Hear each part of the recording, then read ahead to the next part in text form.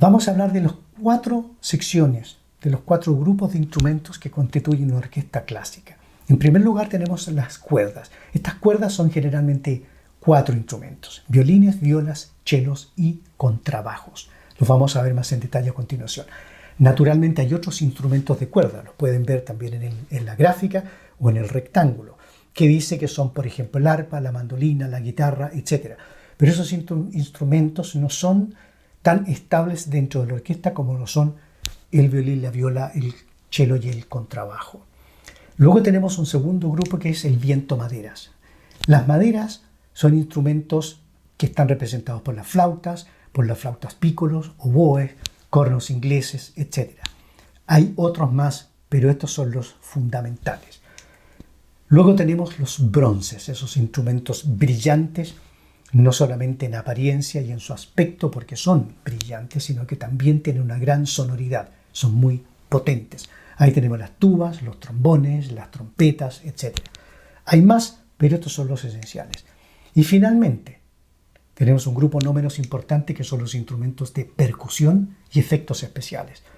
El más visible suele ser el timbal, pero también hay platillos, hay triángulos, cajas, etc., castañuelas. Hay muchos instrumentos de efectos especiales, pero son extraordinariamente efectivos y son fundamentales para algunas obras musicales. Ahora, esta orquesta que ven representada gráficamente, abajo, está arriba en la fotografía que acabamos de ver. Más o menos, las orquestas pueden cambiar también la disposición de los instrumentos según las exigencias del compositor y en algunos casos de los mismos directores de orquesta que quieren innovar en algunos aspectos.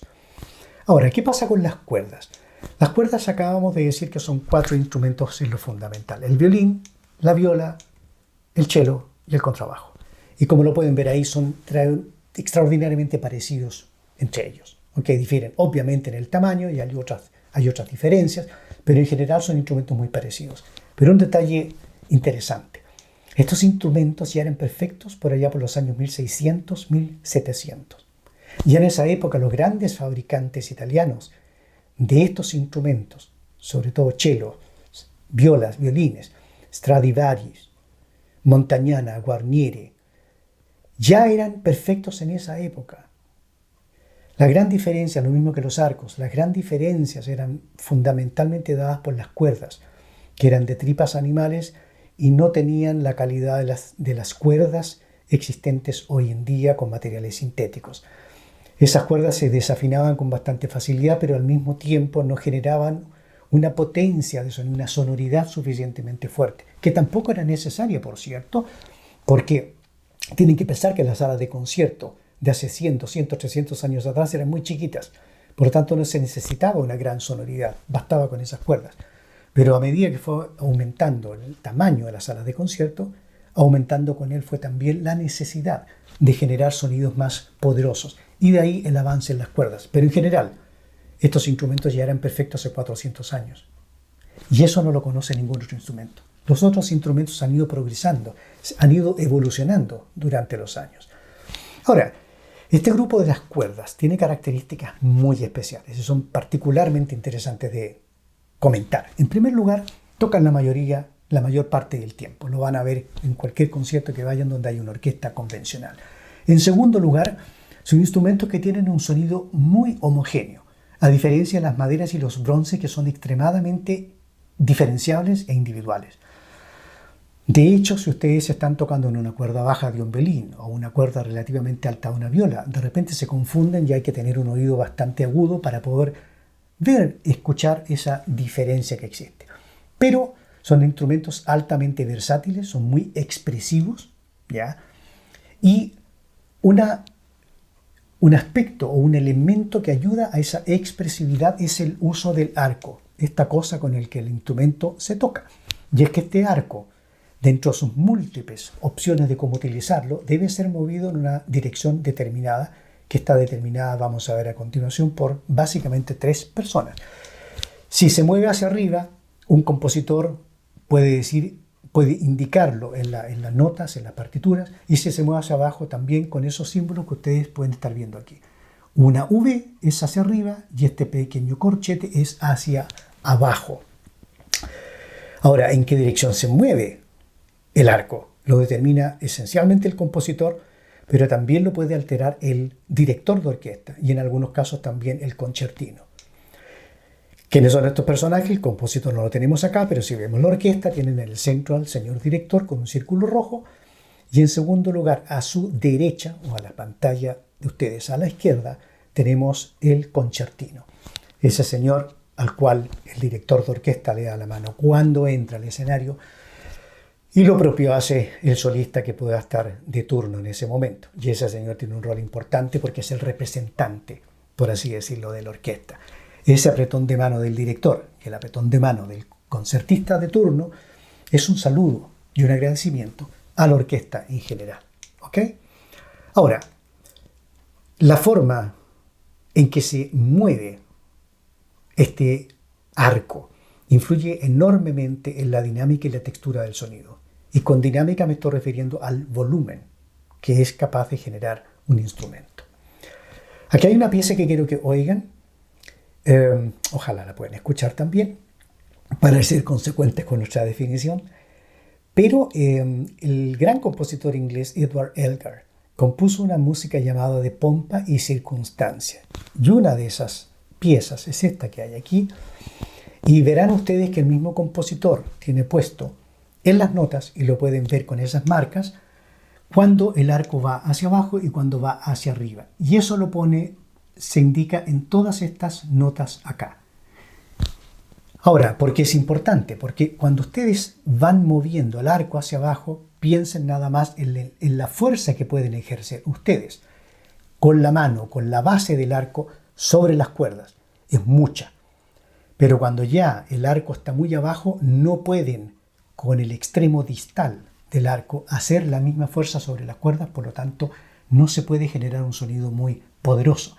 Ergo, si el sonido tiene que ir bajando, el volumen tiene que ir bajando, una dinámica indica que tiene que ir hacia abajo, evidentemente será mejor ir haciendo el movimiento del arco hacia abajo porque se va distanciando de las cuerdas y de esa forma va perdiendo un poco de esa fuerza que puede ejercer sobre las cuerdas. Escuchen el trozo musical.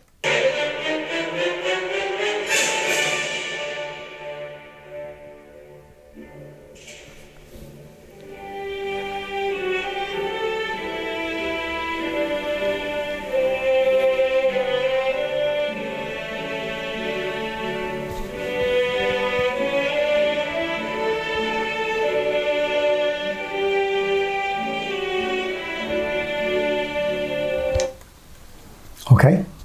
Eso es. Ahora, importante, con el arco y la forma de usarlo, se tiene más posibilidad de crear sonidos y efectos que con cualquier otro grupo de instrumentos en la orquesta. Y esto es atributo exclusivo de estos señores llamados las cuerdas. Articulación, por ejemplo. La articulación es lo mismo que la articulación de la muñeca o de un dedo. Es la forma en que dos elementos se unen. En este caso, cómo se unen las distintas notas de una composición.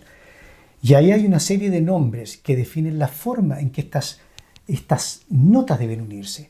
Legato en forma ligada, détaché en forma separada, staccato más o menos golpeado, etcétera, etcétera. Distintas formas. De la misma forma, el arco y la forma en que se use puede determinar la dinámica. Es decir, para que suene muy fuerte, para que suene muy suave, para que vaya aumentando el sonido, para que vaya disminuyendo el sonido, etcétera, etcétera. Vamos a escuchar algunos ejemplos, 3 en especial, para que ustedes se formen una idea. ¿Qué es lo que es un legato? Legato es, ya lo dije, la unión de las notas de forma que se puedan oír no separadas entre sí. ¿Ok? Por ahí van a encontrar algo que tiene otro nombre, pero que podría llamarse de otra forma, pero dejémoslo como legato. Oigan.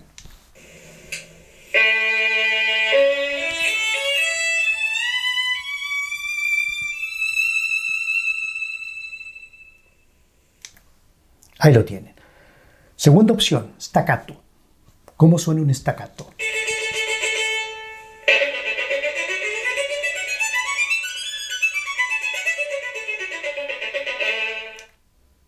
¿Ok? Notoria la diferencia. ¿Qué es lo que es un ricochet? Esto. Como saltos. como rebotes.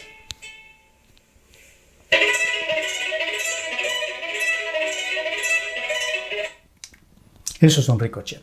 Ahora, si seguimos con la orquesta y vamos a un segundo grupo de instrumentos, vamos a ver las maderas, los vientos madera. ¿Ok?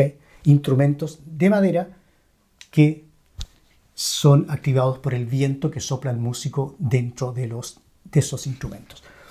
El primero que tenemos es la flauta. La flauta que aquí ven ustedes, y en general son todas de metal, pero caen dentro del grupo de las maderas porque originalmente eran de ese material.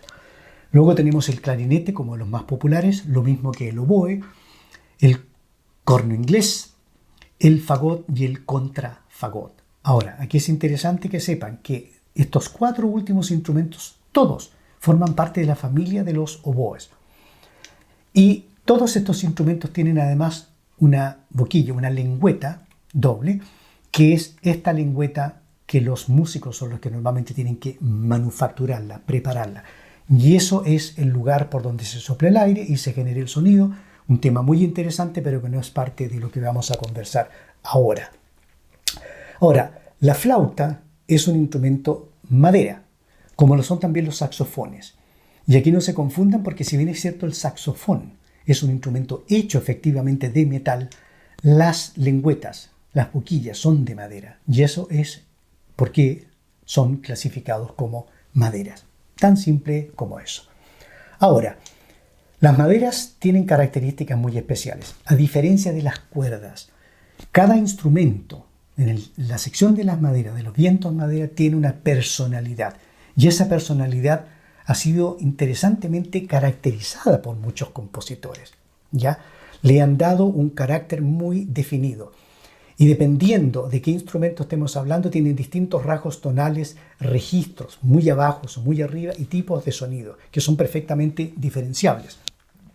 Y es interesante diferenciarlo porque uno puede apreciar la virtuosidad de un músico si es que sabemos las dificultades que impone un cierto instrumento por ejemplo, al músico, y de repente escuchamos que una nota puede ser sostenida durante un prolongado lapso de tiempo, y si sabemos lo difícil que es hacer eso, podemos apreciar aún más el virtuosismo del instrumentista. La flauta es un brillante ejemplo. La flauta requiere mucho aire, es chiquito como instrumento, pero requiere mucho aire. Y mantener una nota en forma sostenida a través del tiempo, en algunos casos es virtualmente imposible. Vamos a ver un ejemplo luego sobre el particular. Ahora, entre ellos tienen grandes diferencias de registros y rasgos tonales, ya lo habíamos visto, y son menos, en este sentido, menos flexibles que las cuerdas y tienen menos posibilidad de generar sombreados tonales. Pero cada uno de ellos tiene lo que se llama un ámbito de máxima expresión. Y ese es un concepto interesante. Fíjense, hay un compositor ruso, el señor Nikolai Rimsky-Korsakov, que acuñó este término. Está en un libro de él, donde él habla de esos atributos que tienen ciertos instrumentos. Y él lo define de la siguiente forma. Dice, es el ámbito o un rango, si lo quieren llamar así, en el que el instrumento está mejor capacitado para alcanzar los distintos o diferentes grados de sonido y permite la interpretación más expresiva, ya sea si estamos hablando de un sonido fuerte, suave, creciendo, disminuyendo, etcétera, etcétera. Es una definición de él. Pero él va más lejos. Él mismo hace una especie de esquema y dice cuáles son las cualidades expresivas de estos grupos de maderas. Y dice que si nosotros, por ejemplo, forzamos el sonido de estos instrumentos, que los tenemos en la lista izquierda, en la columna izquierda, flauta, oboe, clarinete, fagot, y arriba vemos que están forzados a tocar en registros muy altos, son registros muy bajos, son registros muy agudos, vamos a ver que este mismo compositor, que era un extraordinario orquestador y compositor al mismo tiempo, dice que, por ejemplo, la flauta, si es tocada en registros muy bajos, suena apagada y fría. Pero en registros muy agudos es brillante. Y puede ser brillante al punto que puede ser un sonido poco soportable para el oído porque es muy agudo. Y así pueden verlo más adelante para cada uno de ellos. Puesto que este es un video, pueden detener el video y ver en forma más o menos detallada qué es lo que dijo Rimsky-Korsakov respecto de estas características de los instrumentos. Ahora, ahí van viendo cada uno de ellos para que se vayan formando una imagen de qué es lo que son. y vean, por ejemplo, por qué un instrumento tan grande con una sonoridad tan profunda como el fagot puede resultar muy siniestro en registros bajos y puede ser tenso en registros agudos. Ahora, yendo un poco más a estas definiciones, también provenientes de parte de Rimsky-Korsakov y otros notables expertos en el tema, dicen que las cualidades expresivas están definidas un poco de esta forma. Por ejemplo, la flauta suena algo fría, pero es especialmente apta para tonalidades en modo mayor. Más adelante vamos a ver qué es lo que es esto, pero en general cuando hablamos de una tonalidad en modo mayor, estamos hablando de tonalidades que representan un carácter alegre, un carácter más optimista. Lo contrario sería la tonalidad en modo menor, que son de por sí más melancólicas, más tristes, más reflexivas, por decirlo de alguna forma. Y él define que, por ejemplo, la flauta se presta para melodías que tengan un carácter liviano y gracioso, pero en las tonalidades menores para expresar tal vez una tristeza efímera. Es decir, hay muchas definiciones y estas son, por supuesto, interpretaciones de orden personal. Los invito a que hagamos una experiencia que espero les entretenga, les guste, les ilustre lo que les estoy diciendo. Veamos en primer lugar lo siguiente. Antonín Dvořák, el gran compositor checo, compuso en su época en que vivía en los Estados Unidos, de Norteamérica, una obra que se llamó La Sinfonía desde el Nuevo Mundo. En su primer movimiento hay un trozo muy hermoso que él compuso para la flauta. Y quiero que escuchen qué bien suena este instrumento y cuán adecuada es la elección de Dvořák para poder escoger este instrumento adecuado a esa melodía.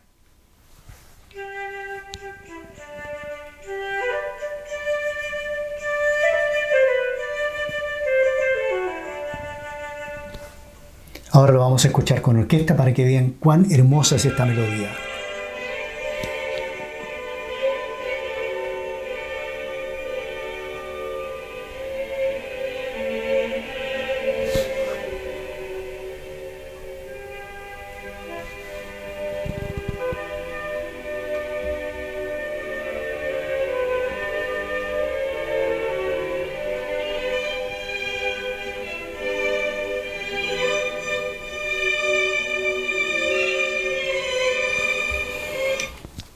Primero está la flauta y luego entran los violines repitiendo la misma melodía. Ahora, veamos a Johannes Brahms. ¿Qué hizo Johannes Brahms? Él compuso una sinfonía, la número 1, en cuyo cuarto movimiento utiliza 2 flautas. Pero las utiliza por una razón muy especial. Y aquí les quiero mostrar. Ahí tienen ustedes las 2 flautas indicadas. Están con ese círculo rojo. ¿Por qué utiliza 2 flautas? Vamos a oír la melodía tocada por las 2 flautas que ustedes tal vez no van a percibir en primera instancia y luego vamos a proceder a analizar un poco este trozo musical para ver la forma en que Johannes Brahms divide el trabajo de los 2 flautistas. Primero la melodía y luego la explicación.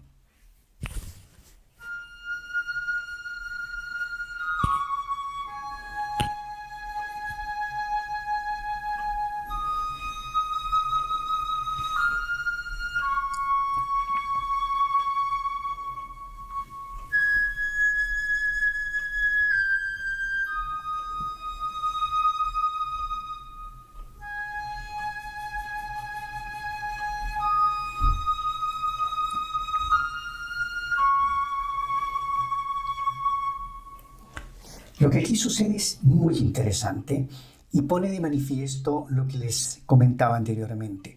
El compositor tiene que tener presente muchas cosas al momento de plasmar en un pentagrama su idea musical. En este caso, Johannes Brahms exige algo muy particular y eso es un largo aliento, por así decirlo, para que la flauta pueda describir toda esta melodía tan hermosa que acabamos de escuchar.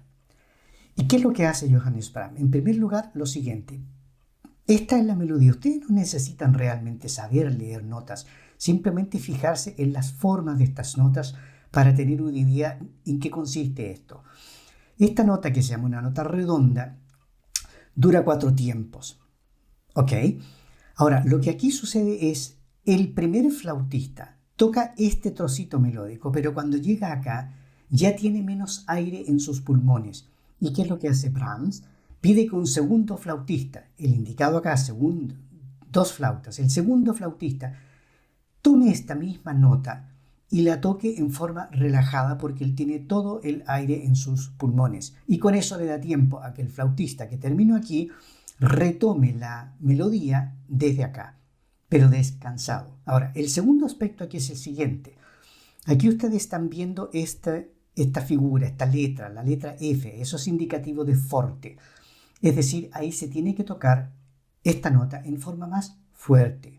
Pero es un forte que va en creciendo y va en disminuyendo, es decir, aumenta el volumen y disminuye. Y todo esto en este solo compás. Eso solamente se puede hacer cuando el flautista está con todo el aire disponible en su pulmón o en sus pulmones para poder hacer este incremento de volumen y disminuirlo posteriormente para terminar aquí. Este mismo proceso se repite acá, este mismo proceso se repite aquí. Y aquí fíjense también lo interesante. Tenemos esta nota que, como hemos visto, la toca el segundo flautista, incrementando el volumen y disminuyéndolo. Pero aquí está la indicación con el número 1, que significa que el primer flautista es el que tiene que tocar esta nota prolongada que dura 4 tiempos y que es precisamente la nota que él puede tocar con toda tranquilidad porque ya tiene sus pulmones con el suficiente aire. Vamos a ir viendo este proceso escuchando la melodía como repetición de lo que ya acaban de oír y finalmente concluimos oyéndola con orquesta. Y yo les voy a ir marcando aquí con un rectángulo de marco rojo, aquí, aquí, acá y acá para que ustedes vean en qué momento tienen que prestar atención no solamente al prácticamente imposible de describir cambio de qué flautista deja de tocar y cuál comienza, y por supuesto este incremento de volumen tan importante para la expresividad de esta melodía. Óiganlo.